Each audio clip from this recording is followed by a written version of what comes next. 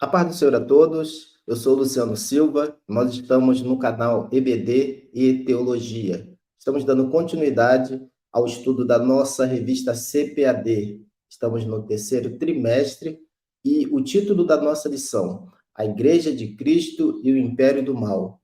Como viver neste mundo dominado pelo espírito da Babilônia. Chegamos na lição de número 9. A lição de número 9 tem como título Uma Visão Bíblica do Corpo. Chegamos nesta lição, quero desde já pedir para que você possa se inscrever no nosso canal, compartilhe esse vídeo, dê um like e você possa fazer também os seus comentários, que na medida do possível estaremos respondendo no nome do Senhor Jesus. A lição de número 9, o título desta lição é Uma Visão Bíblica do Corpo. Texto áureo se encontra em 1 Coríntios, capítulo 6, e o versículo 13, a parte B, que diz: Mas o corpo não é para a prostituição, senão para o Senhor, e o Senhor para o corpo. Verdade prática diz que o corpo é o templo do Espírito Santo, e por isso deve ser conservado em santificação até a volta de Cristo. Então, nós vemos aqui que é um estudo, um tema extremamente importante para os nossos dias, e nós estaremos aprofundando um pouco mais em relação ao conteúdo da nossa revista da Escola Bíblica. A introdução nos diz que, no estudo de hoje, nós falaremos sobre a mordomia do corpo, ou seja, a responsabilidade e os cuidados do homem com o corpo que foi dado pelo nosso Deus. Temos como de costume os três subtópicos, né, que estaremos falando a respeito do nosso tema. A primeira parte fala a respeito da criação do ser humano. Deus criou o homem, o criacionismo ou o evolucionismo. Então, nós vamos ver através do nosso estudo qual foi a origem, né, da criação do ser humano. Depois falaremos também a respeito da visão bíblica do corpo. Paulo, ele valoriza o homem como todo, o espírito, a alma e o corpo. Paulo dá detalhes a respeito desse tema e ali nos mostra como que Deus valoriza o homem como um todo. E o último tópico, nós falaremos a respeito da visão secular do corpo. Os gregos, eles valorizavam a alma e acabavam desprezando o corpo. Entendiam que o corpo para nada servia. O corpo servia apenas para cumprir as satisfações ali da alma. Então, a primeira pergunta que nós devemos ter em mente já no início dessa aula: o corpo humano, ele é nosso? Se nós respondermos que sim, nós estaremos certos, porque Deus nos deu o corpo humano. No entanto, nós podemos fazer o que nós quisermos com ele? Aí que começa a primeira, né, indagação em relação ao tema. Será que nós temos o direito de fazer o que bem nós entendemos com o nosso corpo? Qual foi o propósito que Deus criou o corpo humano? Nós sabemos que Deus fez as criaturas tanto que existem no céu quanto na terra. Vemos, por exemplo, os anjos. Os anjos, eles possuem um corpo espiritual, mas Deus, ele, pela sua graça e misericórdia, ele decidiu que o homem fosse criado com um corpo físico. Então, o próprio Deus, ele dá essa importância para o nosso corpo. E Jesus, quando ele esteve aqui conosco na terra, ele mesmo comprovou através da sua palavra. Não tendes vós muito mais valor do que elas? Jesus estava comparando ali o homem com os lírios do campo, as aves que voam no céu. Então, dizendo que o homem ele tem muito mais valor do que as criaturas, as coisas que foram criadas por Deus. Vamos entrar aqui no primeiro tópico. O primeiro tópico fala a respeito da criação do ser humano. Primeira parte do primeiro tópico, a origem da raça humana. Após dar origem a todas as coisas no céu e na terra, Deus criou o homem. A criação humana foi precedida por um ato solene e especial, conforme nós podemos ver lá em Gênesis capítulo 1, e o versículo 31, que diz assim a palavra de Deus: E viu Deus tudo quanto tinha feito, e eis que era muito bom. Então, depois que Deus criou todas as coisas e viu que tudo que ele tinha feito tinha sido feito de forma perfeita e era muito bom aos seus olhos, então Deus resolveu, então, através de um ato solene e especial, Deus criou ali essa criatura, formando o homem do pó da terra, conforme nós vemos lá em Gênesis capítulo 2 e o versículo 7. Depois que Deus formou o homem, a Bíblia diz que ele soprou nas suas narinas e o homem se tornou alma vivente, tornando uma criatura única.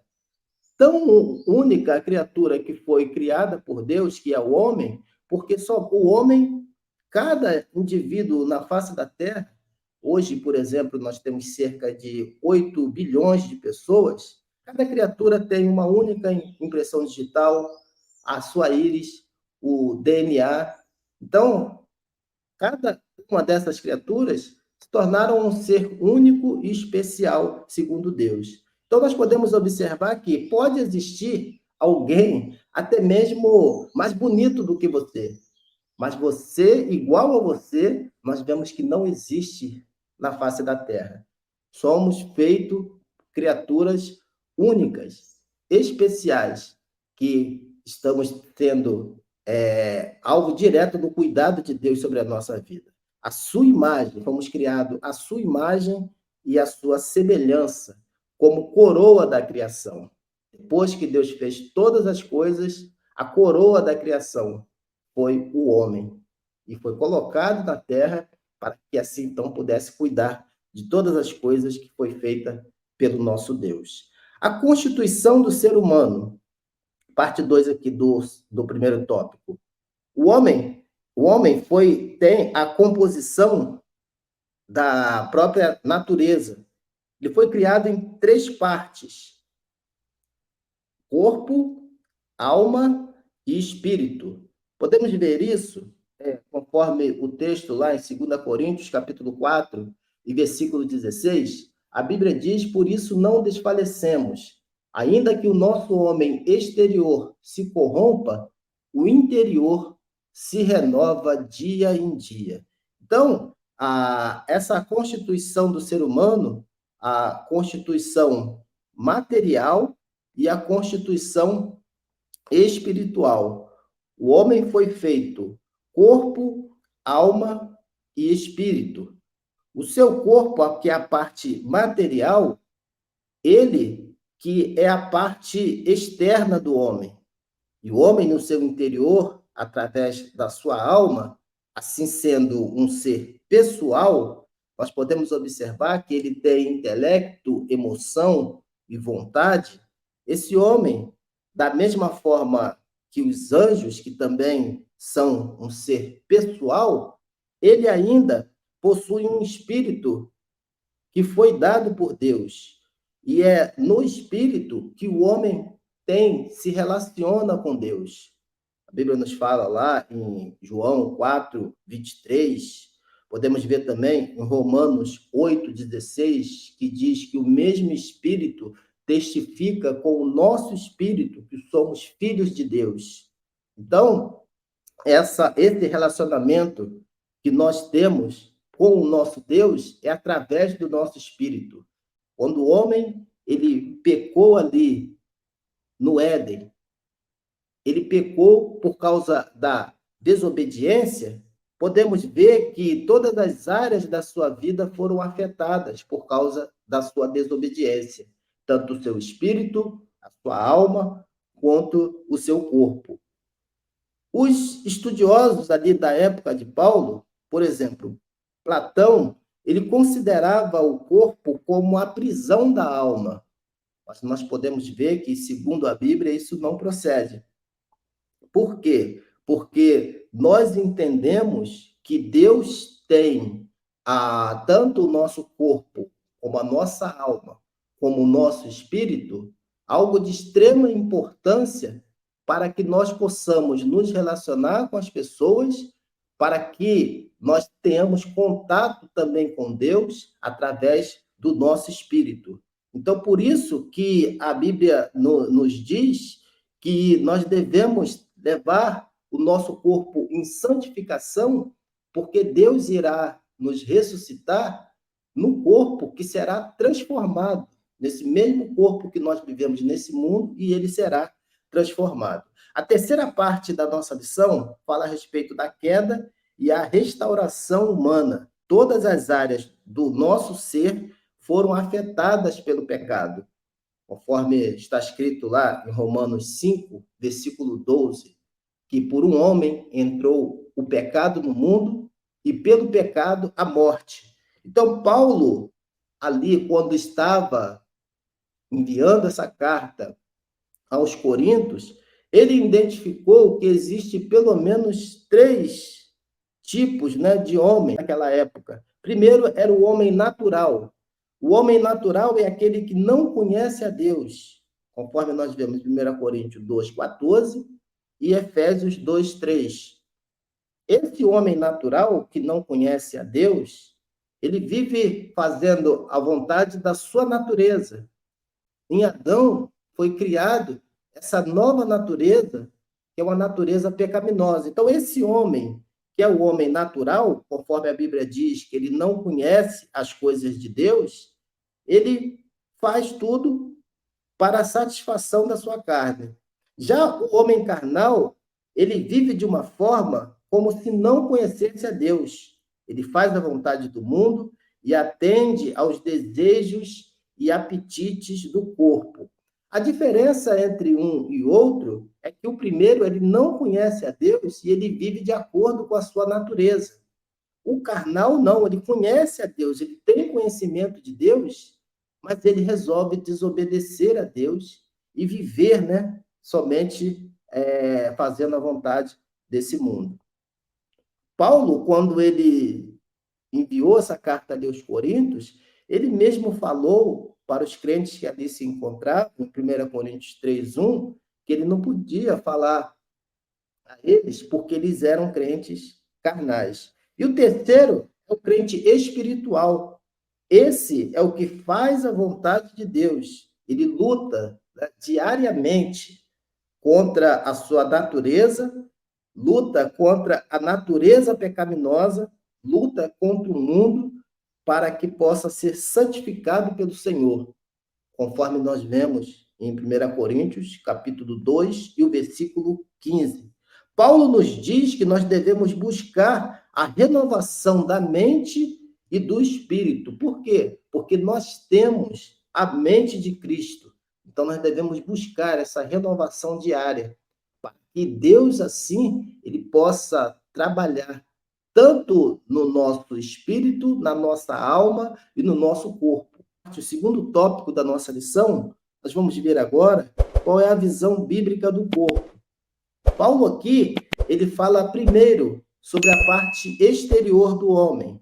Parte exterior do homem, ele dá 2 definições. A primeira em relação ao corpo, que no grego é a palavra soma, quer dizer a parte exterior, o corpo do homem, e também ele fala sobre o termo sarx, que quer dizer carne. Então, no Novo Testamento, é utilizado essas 2 referências. Primeiro, falando em relação ao que é o corpo, e depois a palavra sarx, que é a carne, ou como uma natureza pecaminosa. Então, qual é a diferença? Nós vamos ver que a natureza pecaminosa é aquela que está voltada somente para os vícios, para a rebeldia, para a satisfação carnal, vive somente para as coisas do mundo. Então, nós vemos João 6, versículo 51, Efésios, capítulo 6 e versículo 12, a Bíblia nos diz que a nossa luta não é contra a carne, nem contra o sangue. Carne aqui, quando o texto fala a respeito disso, está falando sobre soma, né, que é a parte exterior. E 1 Coríntios, capítulo 15 e versículo 50. Então, o Novo Testamento ele faz essa distinção entre a palavra soma e a palavra sac. Vamos observar também, irmãos, que lá na cidade de Corinto, que era uma cidade do Império Romano, as suas principais características era desenvolver ainda mais no homem a sua natureza pecaminosa. Por quê? Porque a cidade de Corinto era uma cidade onde havia muita corrupção, havia muita imoralidade e havia muita idolatria. Essa era a característica da cidade de Corinto. Corrupção através do dinheiro fácil, atos ilícitos. A imoralidade, porque existia naquela época religiões, cultos pagãos, com prostitutas ao término desses cultos, que faziam com que essas pessoas iam pelo caminho da imoralidade. E a idolatria, porque eles tinham diversos deuses, e um desses deuses era a Afrodite, que era considerada a deusa do amor e também da fertilidade, da prosperidade. E Paulo, então, ele trouxe ali essa palavra, trouxe ali esse conselho para que as pessoas pudessem se afastar de tudo isso.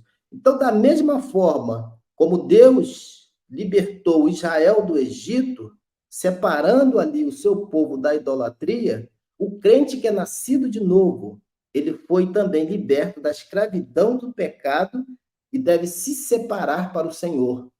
Então, nós, irmãos, que estamos aqui, que vivemos neste mundo, nós devemos dar primazia às coisas de Deus para que nós não sejamos contaminados com as coisas desse mundo.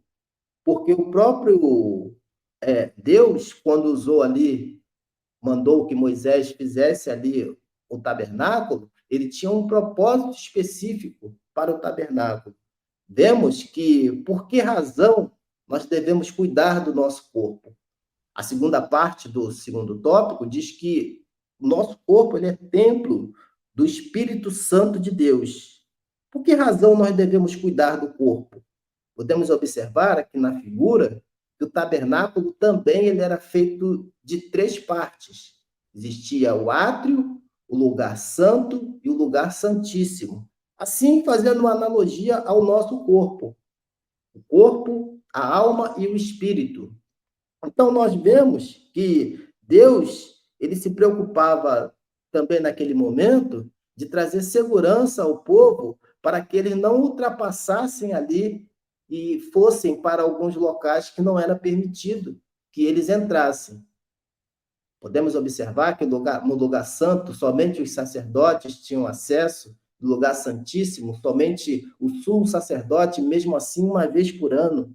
Então, nós temos que ter o mesmo cuidado de preservar o nosso corpo, a nossa alma, o nosso espírito, onde nós temos acesso direto a Deus. No 6, do versículo 12 ao versículo 20, Paulo dá alguns conselhos de por que nós devemos cuidar do nosso corpo. Primeiro que o nosso corpo ele pertence a Deus. Deus, o Senhor Jesus, ele pagou um preço altíssimo pelo nosso corpo, pagou pela alma e pelo nosso espírito. Ele pertence a Deus. O corpo ele será ressuscitado, como diz lá o texto do capítulo 12 até o versículo 20. O nosso corpo será ressuscitado da mesma forma que o corpo do Senhor Jesus foi ressuscitado e nós receberemos um corpo semelhante ao Senhor Jesus. Depois nós vemos que o nosso corpo está unido ao corpo de Cristo.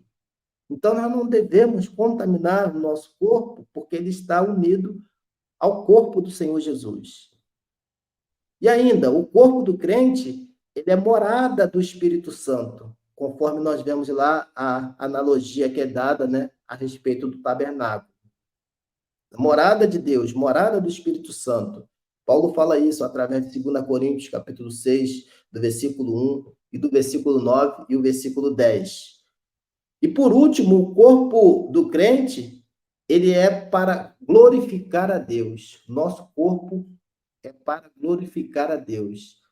Fomos redimidos, comprados pelo sangue de Jesus. E o nosso corpo pertence a Deus para glorificar o nome do Senhor. A terceira parte do tópico 2 fala a respeito da glorificação, né? Glorificado na ressurreição. Essa é a terceira parte aqui da nossa lição. Então, a ressurreição de Cristo é a garantia da ressurreição de todos. Por quê? Porque existe aqueles que pensam que morreu, acabou, né? Algumas pessoas têm essa ideologia, imaginam que iremos viver somente esse período que nós passamos aqui na Terra. Mas nós devemos entender, conforme diz lá em Daniel, capítulo 12, versículo 2, que a Bíblia nos diz que os justos, eles serão ressuscitados para a vida eterna e os injustos, eles serão também ressuscitados para a vergonha eterna. Então, a Bíblia também nos fala, em João, capítulo 5, versículo 29, a respeito disso. Nós seremos ressuscitados. Tanto os justos quanto os ímpios, eles serão ressuscitados. Em tempos diferentes, é claro, mas todos teremos, né, a ressurreição do nosso corpo. Então, Paulo mostra detalhes dessa ressurreição que nós podemos ver lá em 1 Coríntios, capítulo 15, do versículo 22 até o versículo 27, a Bíblia diz: porque assim como todos morrem em Adão, assim também todos serão vivificados em Cristo.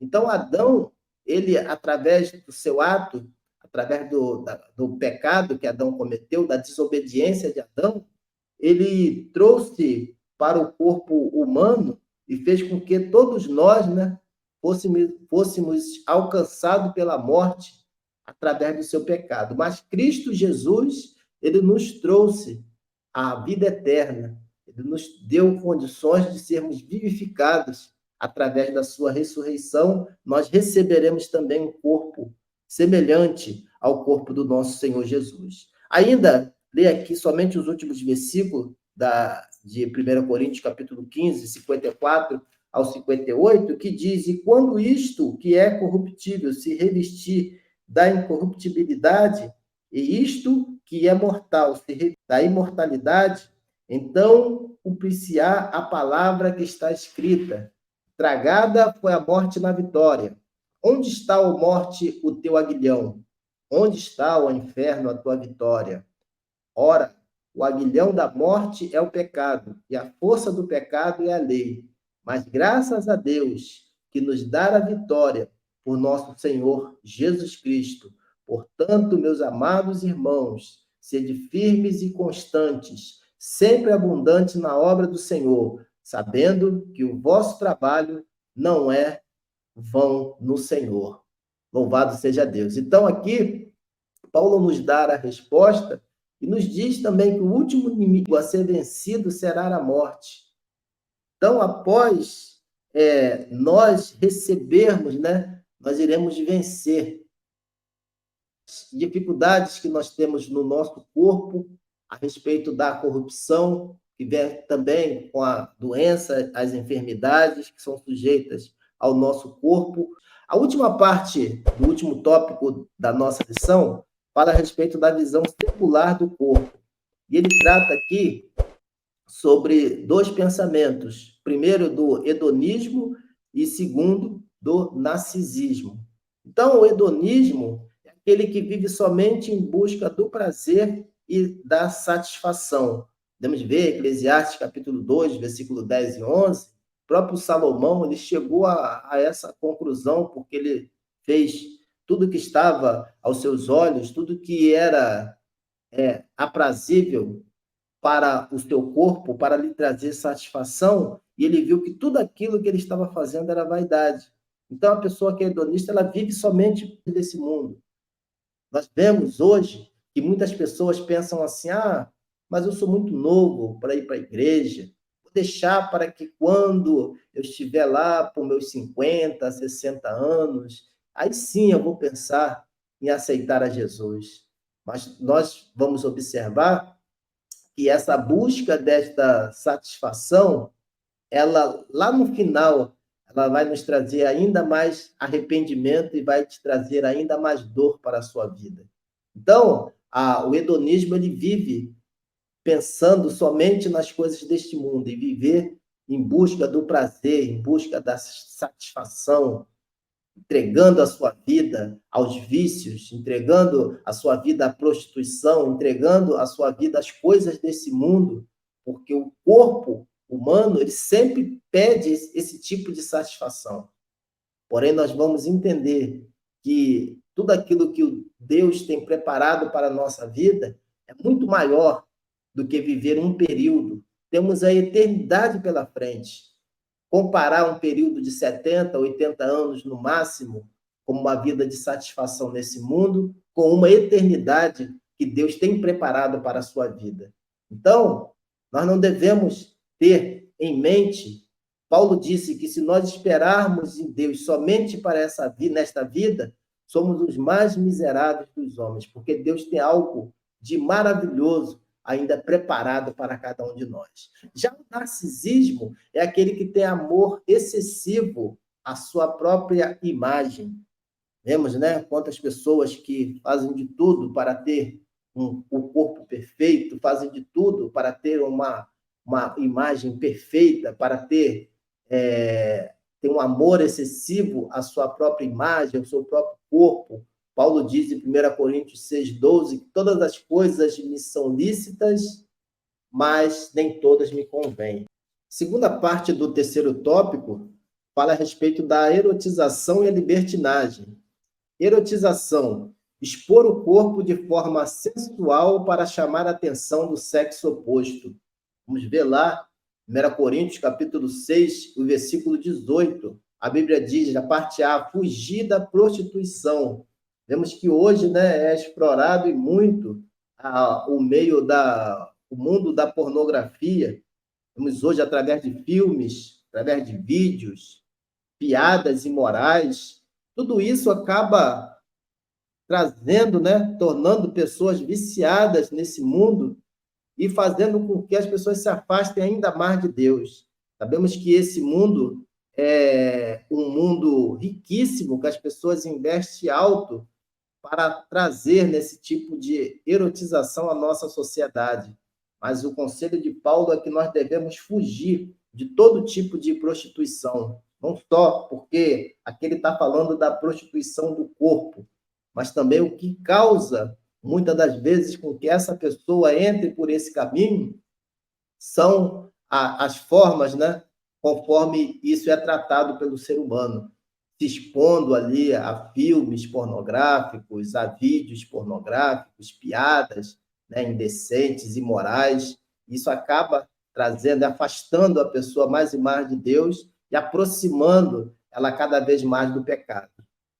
E agora também a libertinagem, é uma postura, né, sexual desenfreada, uma concupiscência, conforme nós vemos lá em Romanos capítulo 1, versículo 26 e 27. E, por último, a liberdade e a autonomia. Liberdade é o livre-arbítrio da autonomia para tomar as próprias decisões. Podemos ver que, biblicamente, os anjos, né, eles tiveram também o livre-arbítrio para tomar a sua própria decisão. Adão teve ali a oportunidade para poder ser provada ali a sua fé, o seu livre-arbítrio ali diante de Deus. E a humanidade, nós hoje, nós também temos o livre-arbítrio. Nós temos que ter a obrigação de entregar os nossos cuidados, a nossa direção na mão do nosso Deus. Amém, irmãos? Louvado seja o nome do Senhor. Quero pedir, né, para que você se inscreva no nosso canal, para que você compartilhe esse vídeo, dê um like, para que assim nós possamos alcançar mais pessoas no nome do Senhor Jesus. Vamos entrar aqui na nossa conclusão? Conclusão. O homem foi criado à imagem e semelhança de Deus, para louvor da sua glória. Vamos lá desde o início, né, falando a respeito da criação do homem, falando a respeito do que nós vemos, né, em nossos dias no meio secular, mas também nós temos a Bíblia como a nossa base de regra de fé, onde nós temos aqui todos os conselhos, né, que foram dados através da palavra do Senhor, como que nós devemos nos comportar diante, fazer, né, com o nosso corpo, aquilo que Deus nos deu, para que nós possamos ter assim acesso assim às pessoas e ser um exemplo, né, através das nossas atitudes. Tendo a sua origem do pó da terra, como um ser material e imaterial, capaz de discernir o certo e o errado, tendo seu corpo como a morada do Espírito Santo de Deus. Então, Deus criou o homem, né, para que nós fôssemos a morada do seu Espírito Santo. Cristo Jesus nos comprou o nosso corpo, a alma e o espírito. O corpo do crente é instrumento de Deus, usado para o seu serviço e não para fins imorais. Será redimido completamente na ressurreição, onde nós receberemos um corpo semelhante ao do nosso Senhor Jesus.